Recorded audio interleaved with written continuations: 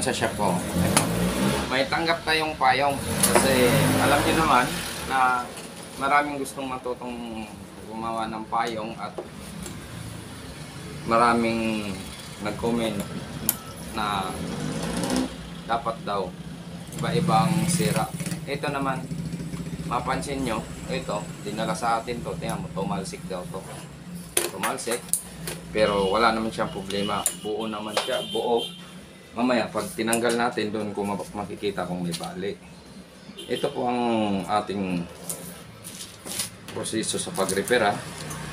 Lagi niyong tandaan, pag tumalsik yung payong nyo, pulutin nyo to. Ito. Yan. Ngayon, siyempre, una nyong gawin, yun na sinasabi ko, may tumalsik na dito. Siyempre, una nyong gawin, kalasin nyo muna to. Mayroong nawala.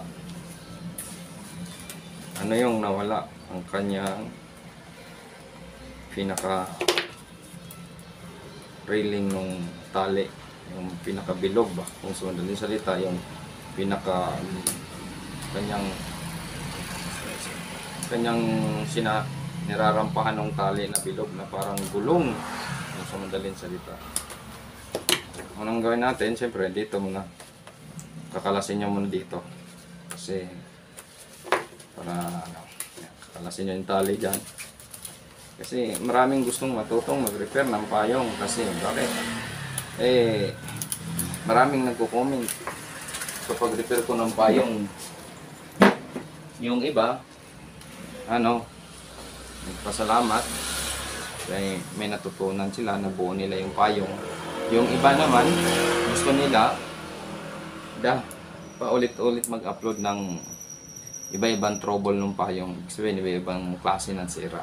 Tulad nito, karamihan nito, marami pong na-experience to. Yung tumalsik yung handle dahil mamaya bumaloktot siya diba? Ito tuwid na lang natin yan, tapos ang maglagay na lang tayo dito ng kanyang yung nirarampahan nitong tali na to. Kasi wala. Buo naman siya. Yun lang naman ang pag nagkalas kayo ng payong na automatic o mag-repair kayo, huwag kayong kabahan kung anong pisang nandito. Wala. Mga ganito lang po ang loob ng automatic na payong. Ito, tsaka yung kanyang spring, ito. Yun lang. Ilang klase lang. Ngayon, pag ito naman nabali, ang ginagawa ko minsan, dinidikit ko lang minsan pag nabali ito. Pag wala tayong materialis, nakuha. Ganun lang naman, para lang mabuo mo yung payong. Check natin, basa pa. Kasi nga daw, pagbaba daw niyan jeep, lumipad. Gusto nang maunang umuwi. Ayaw magpapigil itong payong na to. Kasi ayaw niya mabasa. Joke lang yan. Joke lang yan.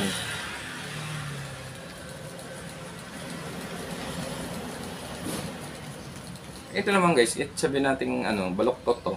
Pwede rin naman yan. Kasi tutuwid naman yan mamaya. Ito na yung naghanap tayo dyan. Kasi meron tayong mga tinatawing mga ganito. Yan.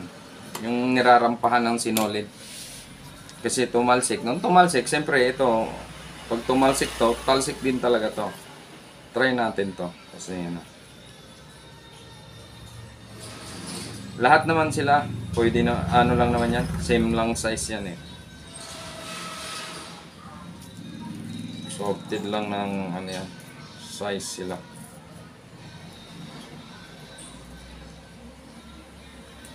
Yan.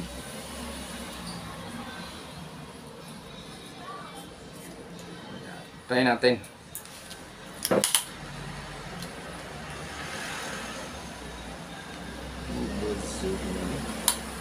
Awan natin yung screw.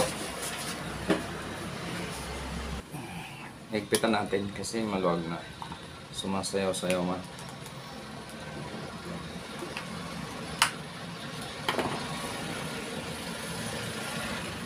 Lagi nyo lang tandaan, itong pinakasuksukan nito, magkatapat po yan sila sa pindutan.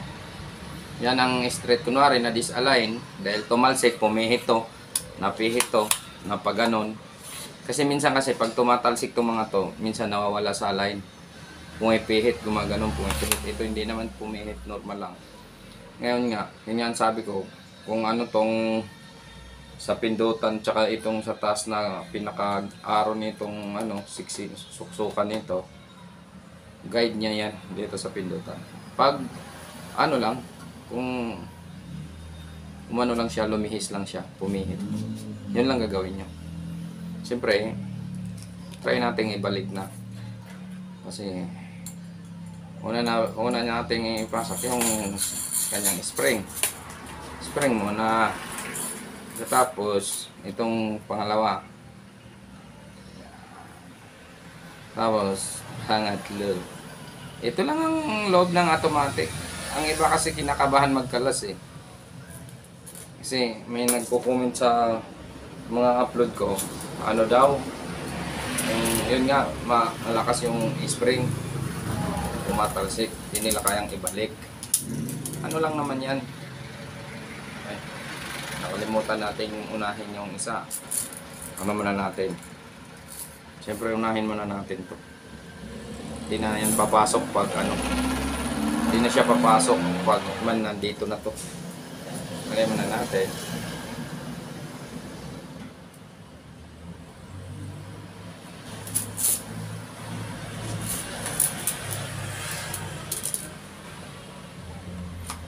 Yan. Tapos siyempre, pigil nyo po yan. Siyempre pasok nyo itong kanyang ano, dahon ng tila. Yan. Tapos anong lock niya, mapako lang naman. Yan. Tapat mo lang dyan sa butas.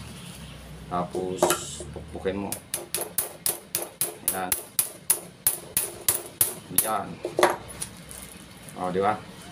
Pagkatapos, siyempre, ito, pasok mo dito.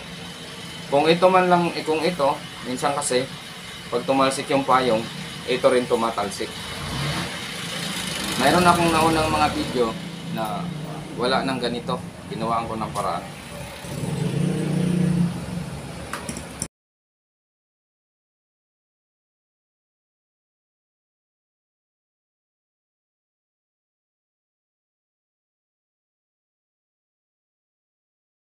Sinasabi ko sa inyo, ito na oh. Yan.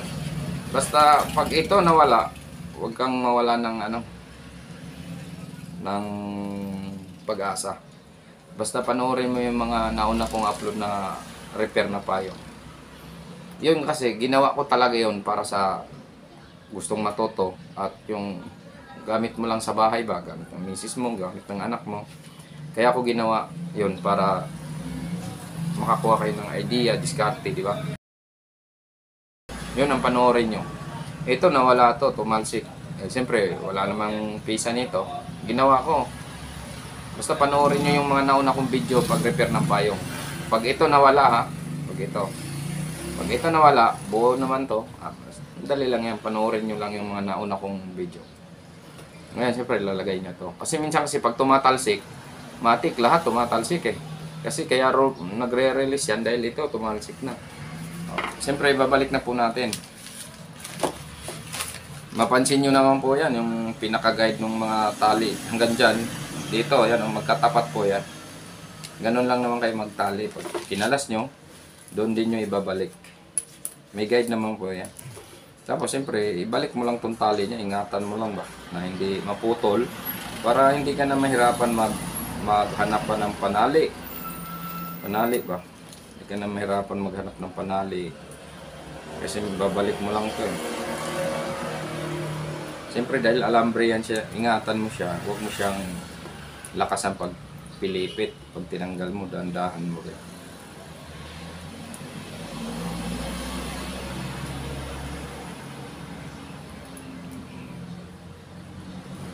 Dahan-dahanin mo lang. Para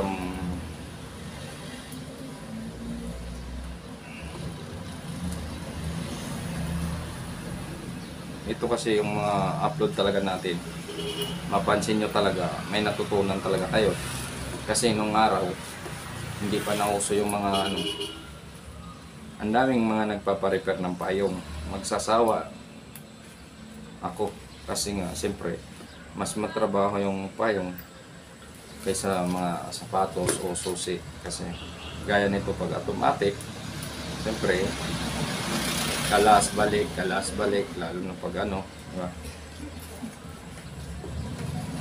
Kaya wala gaano pong nagre-repair ng payo. Kasi mas mahirap pong mag-repair ng payong pag tamba ka puro payong, mahirap. Kasi dati wala, hindi pa nanguso yung YouTube, Facebook, daming nagpapa-repair ng payong araw-araw. Minsan sa isang customer pag nagdala, minsan 3 payong, 4. Kaya ano, siyempre sa dami nun, hindi mo naman agad na ano yun. Ngayon, minsan, kaya kumunti yung mga nagpapa-repair ng payong. Minsan kasi, nasa bahay na lang sila, mismong asawa na nilang gumagawa sa payong nila. Nagagawa nila ng paraan ba? Dahil sa amin, yung mga nag-upload sa YouTube. Siyempre, dahil sa amin, mayroon kayong natutunan, di ba? Hindi yung iba kasi, siyempre,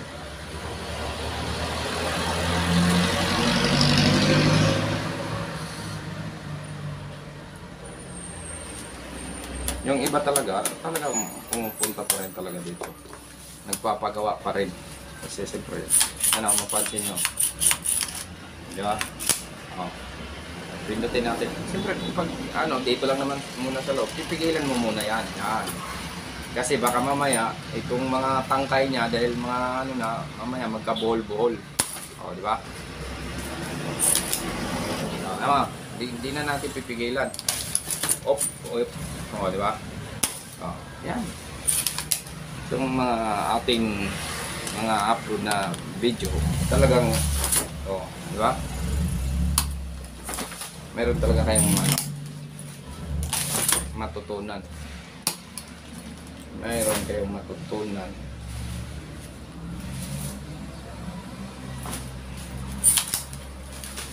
Ayan. Diba?